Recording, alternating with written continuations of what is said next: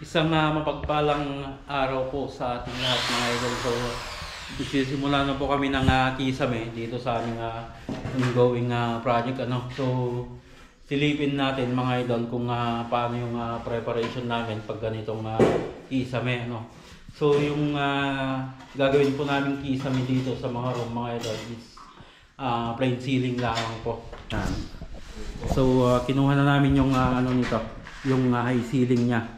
Napakalaking pakinabang talaga itong ating laser mga idol. So tinayo lang natin ito dito sa gitna. And then yung guhit, yung ilaw ng laser.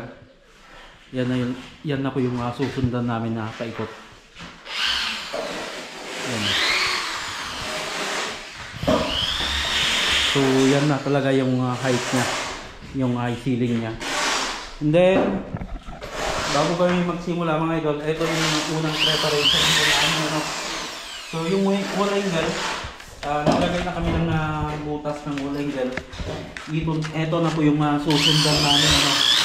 So yung layo nito mga idol, yan, yung butas natin dito hanggang sa pangalawa ay 1 foot lang po yan, o 30 cm.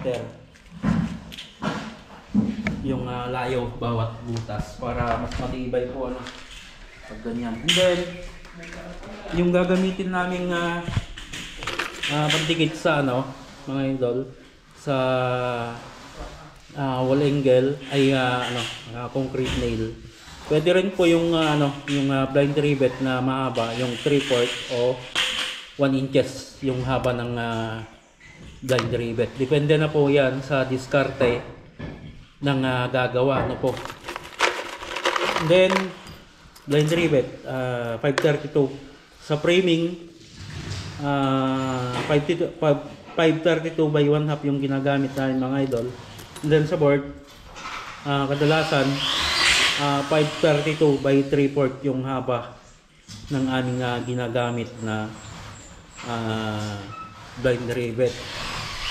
Then yung gagamitin namin pang frame dito mga idol ay ito ulit yung metal flooring natin. So yung binilang namin dito mga idol, ang kapal po nito ngayon ay 0.7 yung kapal ng gagamitin namin metal flooring. Kadalasan yung ginagamit namin mga idol is 0.5, pero ito binigyan tayo ng mas makapal na klase pa ng metal flooring, 0.7. Pero kahit mas makapal ito mga idol, bumaba talaga yung presyo ng materials ngayon. Yung presyo po nito ngayon, yung 0.7 na ito is 147 ang isa. And then itong kay ring channel mga idol ay 140 po ang isa. Mas mura po ngayon, mas makapal pero mas mura. Yun po ang trend ngayon ng materials na pangkisame. Medyo nagmura daw po. Ayun po dun sa binilhan namin. And then itong wall angle mga idol, ang presyo po nito ay 75 pesos. 0.3 po ito. Yan. So nagmura yung ating mga materials. Sa board mga idol, abangan nyo po sa mga susunod nating vlog. Update ko kayo kung magkano per piece naman yung board. Hindi pa kasi na-deliver mga idol. So yun naman yung susunod na abangan nyo po sa ating mga vlog.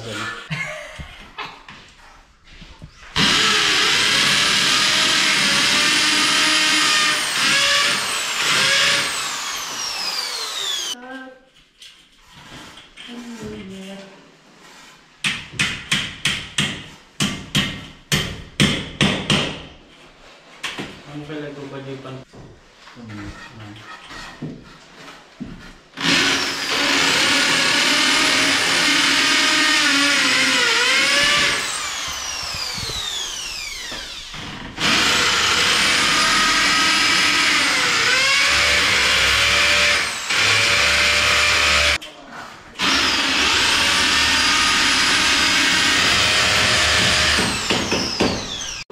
Isang buwan namin Yun mga idol, so naikabit na namin yung wall angle, ano po.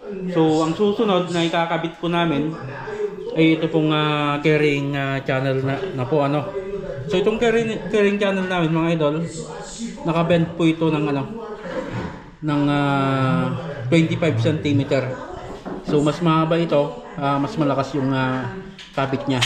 Then lagay kami ng spacer dito mga idol na metal flooring. Yan, no? Okay, go. Yan, ganyan lang mga idol.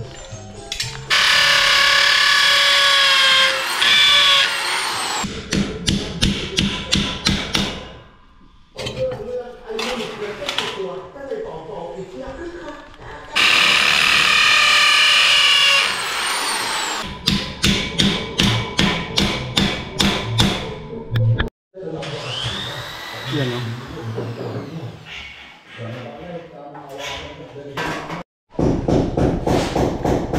Yun mga idol, so pag nailagay na tong carrying channel mga idol, pwede na po itong ilagay sana yung mga hanger niya, ano po. So depende na po yan sa diskarte ng installer kung uunahin niya yung hanger pag nilagay na itong carrying channel, or pwede rin po na ilagay muna yung metal fairing bago maglagay ng hanger. Wala pong mali doon mga idol. Nasa diskarte na po yan ng gagawa, ano po. Yun, sa amin mga idol, mas minabuti po namin na ilagay po muna itong metal fairing bago kami maglagay ng mga hanger niya. So inuulit ko mga idol, wala pong mali kung halimbawa ano po yung mauna dyan, yung hanger o yung paglalagay ng metal fairing. Depende na po yan sa diskarte po ng gagawa. And then dito sa fairing mga idol ay may groove po ito. Ito. Yan. Dalawa po ito na groove, kung mapapansin nyo po sa video. So dapat mga idol, pag naglagay ng blind rivet ay ganito. Yan o. Yung blind rivet mga idol, tatapat natin ito dito sa may groove para makaiwas tayo ng konting bukol niya, ano mga idol, pag nagtapal na tayo ng board. Yan. So lahat po yan tinapat namin sa groove niya para makaiwas tayo ng konti ng bukol. Yun mga idol, so na-frame na namin yan. So nakapaglagay na rin kami ng carrying clip niya, mga idol. So ito yung clip na namamagitan sa sa carrying channel and then ng metal fairing. So sa paglalagay namin ng ganito mga idol ay tig-dalawa po. So una ay yung yayakap dito sapagkat ibebend po yung carrying channel katulad po dito. Ayan. So yung ginamit naming carrying clip dito mga idol ay po ito, Jayamax, matigas po ito, 0.8 po yung kapal niya. So lahat po mga idol tig-dalawa yung nilagay namin. And then nayabang na rin namin itong mga hanger niya, So hanggat maaari sana pag naglalagay tayo ng hanger ay diretso. Yun,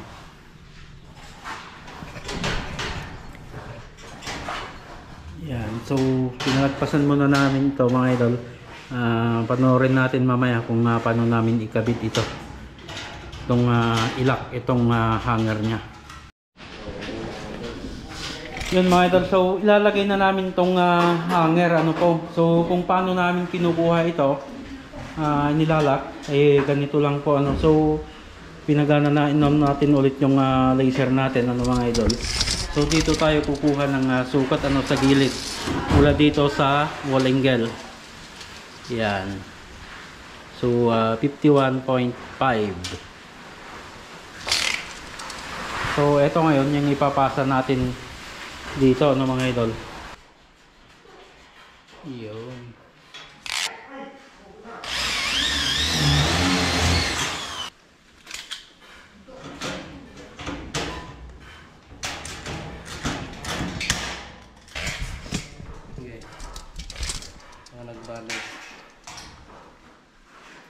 Nyaki din sakto. Bakit kaya?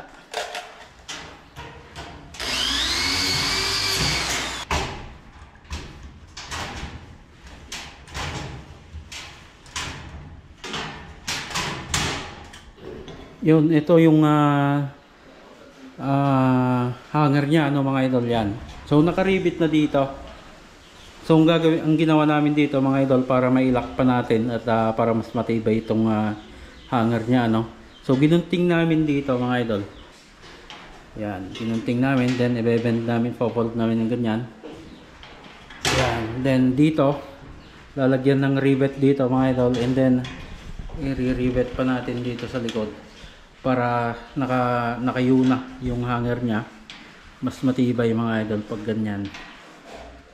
Ano, talagang nakasalo dito sa carrying channel itong itong hanger.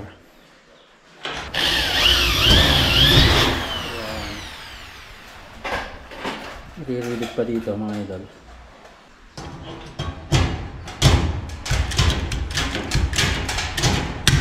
And then isa pa dito para nakalock. Ayun. Galing. Galing ni Teddy Boy ah.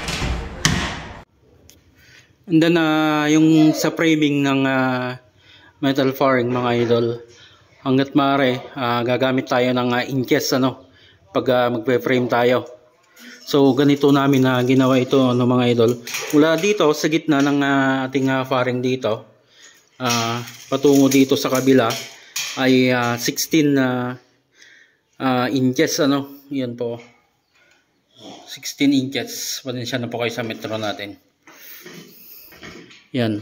So hanggat maaari ang gamitin natin diyan pag nag-frame tayo ay inches.